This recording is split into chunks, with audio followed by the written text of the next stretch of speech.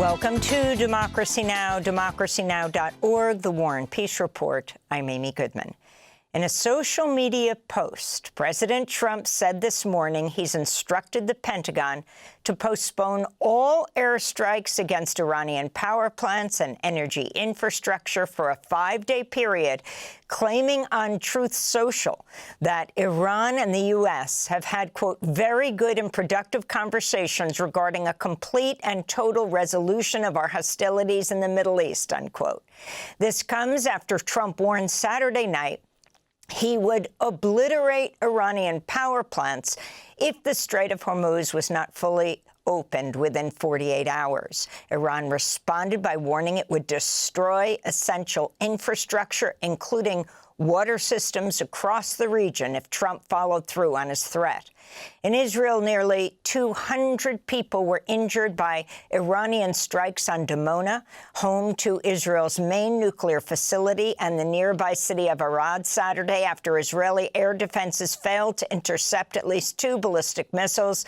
Iranian state media said the missiles were fired in retaliation for an Israeli attack on an Iranian nuclear facility in Natanz.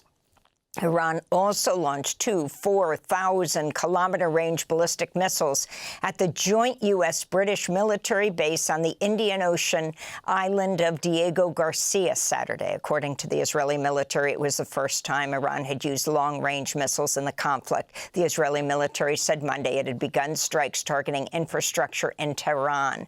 Iran, meanwhile, vowed to lay sea mines to block the entire Persian Gulf if its coasts or islands are attacked. This comes as the International Energy Agency announced earlier this month it's releasing 400 million barrels of crude oil, the largest in its history, in order to stabilize global oil prices. On Sunday, U.S. Treasury Secretary Scott Bessent tried to clarify President Trump's shifting messages on the war in an interview with NBC's Meet the Press.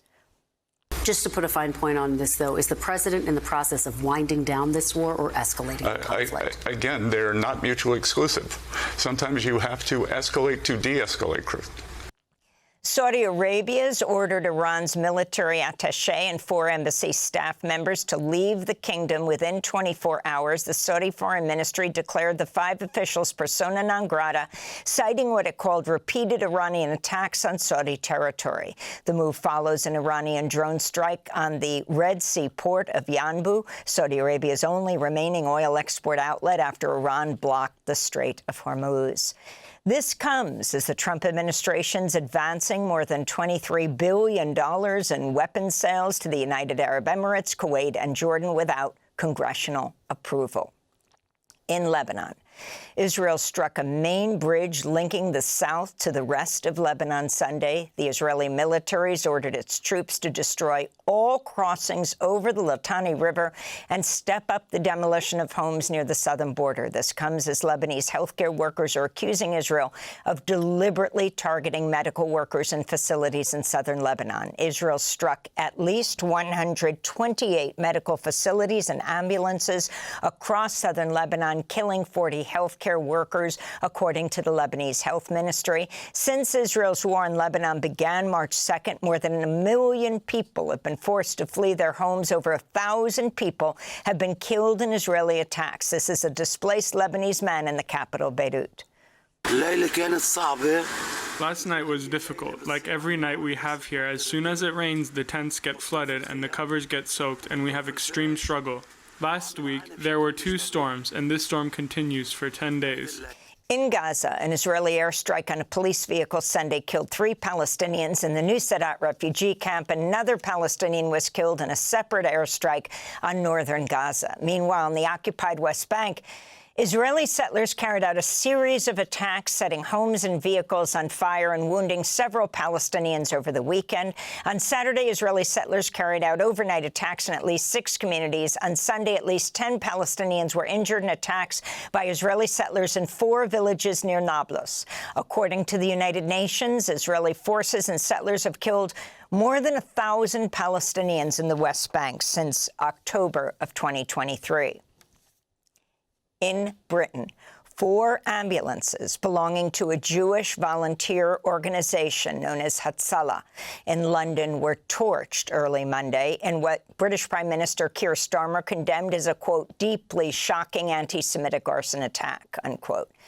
Security camera footage obtained by CNN shows 3 people wearing masks and all black approaching an ambulance belonging to the Hatzalah Northwest and setting the vehicle on fire. The northern suburb of Golders Green has a large Jewish community, home to several synagogues, dozens of Jewish schools and other institutions. The flames caused an explosion that shattered windows in nearby buildings. No injuries were reported. In Sudan, at least 64 people were killed, including over a dozen children, in a strike on a hospital in East Darfur Friday. The World Health Organization said some 89 people were also injured and that the hospital will no longer operate. The paramilitary Rapid Support Forces blame the attack on Sudan's military, which the army denies. But the Associated Press reports 2 Sudanese military officials said the strike had originally targeted a police station in the region.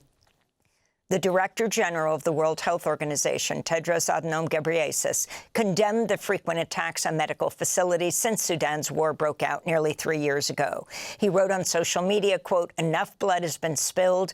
Healthcare should never be a target. Peace is the best medicine, unquote. In Cuba, authorities have partially restored electricity after more than 10 million people lost power to their homes and businesses Saturday following another collapse of Cuba's national power grid. It was the 2nd time in a week and the 3rd time this month Cuba suffered a major blackout as the Trump administration's oil blockade worsens Cuba's humanitarian crisis. Critics have condemned the blockade as economic warfare. This is Havana resident Leonie Alberto, who's been forced to cook with firewood during the blackouts.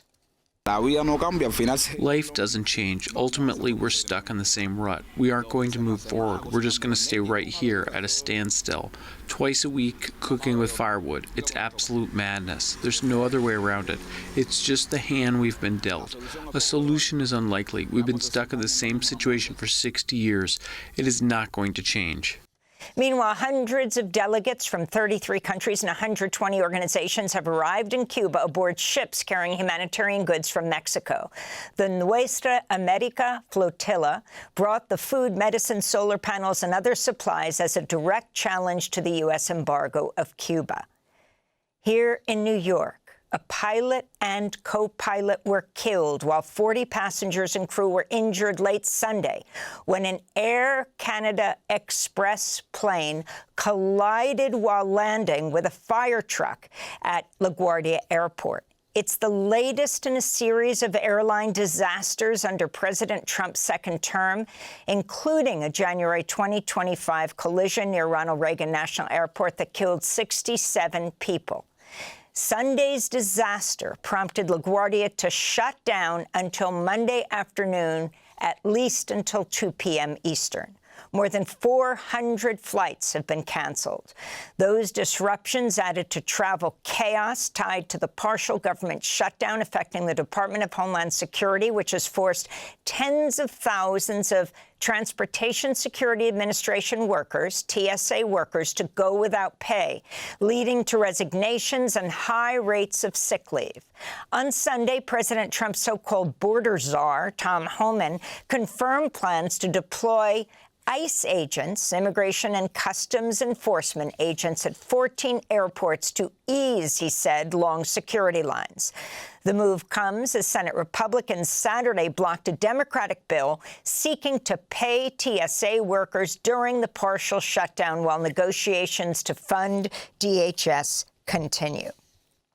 In Paterson, New Jersey, city leaders joined family and friends Sunday as they welcomed Palestinian activist Laka Kordia home after more than a year in a Texas ICE jail. Kordia was arrested during the 2024 Gaza Solidarity protests at Columbia University on charges that were later dropped. Soon after, she was detained by ICE during a routine immigration check-in in New Jersey. While in custody, Kordia was hospitalized following a seizure. Her legal team said her legs were chained to her bed and she was denied access to her lawyer or family. Laka Kordia spoke to supporters at Paterson City Hall. It's been a long year and tough year in ICE dungeons, but I'm finally free, alhamdulillah, but still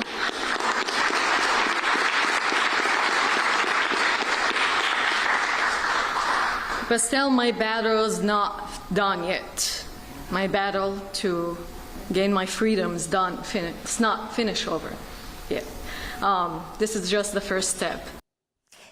A federal judge has blocked the Pentagon's press policy, requiring media outlets to pledge not to gather information unless Pentagon officials formally authorize its release. On Friday, U.S. District Judge Paul Friedman in Washington, D.C., sided with the New York Times, which challenged the policy. Judge Friedman wrote, quote, "Those who drafted the First Amendment believe the nation's security requires a free press and an informed people, and that such security is endangered by governmental suppression of political speech. That principle has preserved the nation's security for almost 250 years. It must not be abandoned now," he said. In more media news, attorneys general from 8 states have asked a federal judge to halt a $3.5 billion merger between Nexstar Media Group and Tegna, 2 of the largest local broadcast station owners in the U.S. The Trump administration approved the merger Thursday after the FCC waived rules limiting any company from owning stations that, taken together, reach more than 39% of U.S. households. The merger was approved after Nexstar aligned itself with the Trump administration by temporarily pulling Jimmy Kimmel Live off the air across its 28 ABC affiliates after FCC Chair Brendan Carr threatened to revoke the licenses of broadcasters airing Kimmel. Former FBI Director Robert Mueller has died at the age of 81.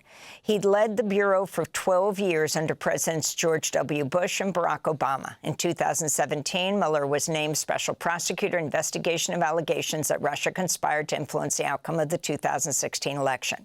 That prompted the wrath of President Trump, who called the investigation a witch hunt, a hoax, and a treasonous attack, unquote. On Saturday, Trump celebrated Mueller's death, writing on his social media platform, quote, "Good. I'm glad he's dead. He can no longer hurt innocent people," Trump wrote. In Slovenia, official results show ruling Liberals and opposition right-wing candidates in a near tie after Sunday's parliamentary vote. None of the main parties looked likely to secure a majority in the 90-member parliament. The Slovenian Prime Minister, Robert Golob, of the center-left Freedom Movement, warned Slovenia's democracy and sovereignty cannot be taken for granted.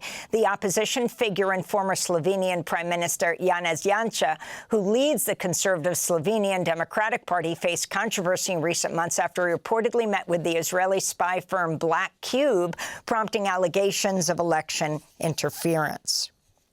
Meanwhile, in France, left-wing parties and allies held on to power in Paris, Marseille, Lyon, and Lille as local elections were held Sunday. Socialist Emmanuel Grégoire was elected as the mayor of Paris. Meanwhile, the far-right National Rally made some gains in smaller towns in France's rural areas. France is holding presidential elections next year.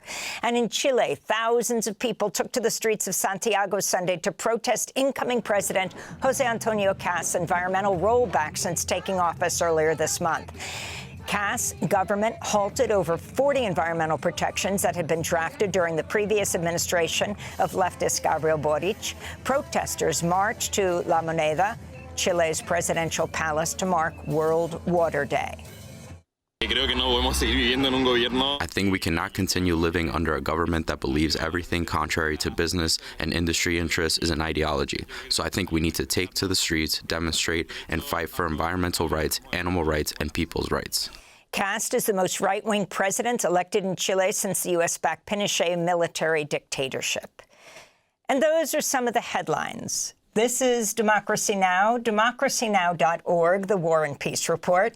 I'm Amy Goodman in New York with Democracy Now!'s Juan Gonzalez, not in Chicago today, but right next to me here in New York. It's wonderful to be sitting next to you, Juan. Yes, Amy, and it's been now 6 years since I walked in the doors of our studio here, since before the COVID pandemic. It's great to see everyone in person, in the flesh, rather than just over the internet or by phone. So it's great to be here. Thanks for watching Democracy Now! On YouTube. Subscribe to the channel and turn on notifications to make sure you never miss a video. And for more of our audience-supported journalism, go to democracynow.org, where you can download our news app, sign up for our newsletter, subscribe to the daily podcast, and so much more.